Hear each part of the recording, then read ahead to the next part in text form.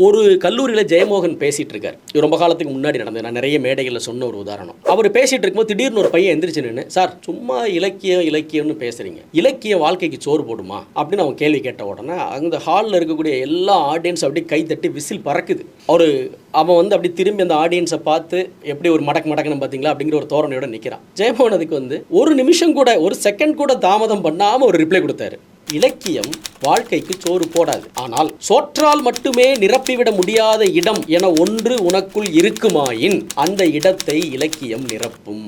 நீ சோத்தால் அடித்த பிண்டம்னா அது உனக்கு தேவையில்லை. இல்லைங்க, அது வேறங்க. நான் வெறும் சோத்து பிண்டம் இல்லை, நான் ஒரு மனிதன், எனக்கு சில சாய்ஸஸ் இருக்குது, எனக்கு சில டேஸ்ட் இருக்குது, சில ரசனைகள் இருக்குது, நான் இதெல்லாம் தாண்டின ஒருத்தன் நினச்சான்னா அவனுக்கு ரீடிங் தேவை. ஸோ இன்னைக்கு இவ்வளவு தகவல்கள் ஒரு மேலே கொட்டப்படுறதுனால இயல்பாகவே அவன் லைஃப்பில் ரொம்ப வெறுமை இருக்குது. ஏன் படுத்தா நைட்டு இவனுக்கு தூக்கம் வர மாட்டேங்குது, இவனோட மூளையை ஏன் ஆஃப் பண்ண முடியல? ஏன்னா அவன் மூளையில் காலையிலேருந்து சாயங்காலம் வரைக்கும் 2000-3000 தகவல் கொட்டப்பட்டிருக்கு.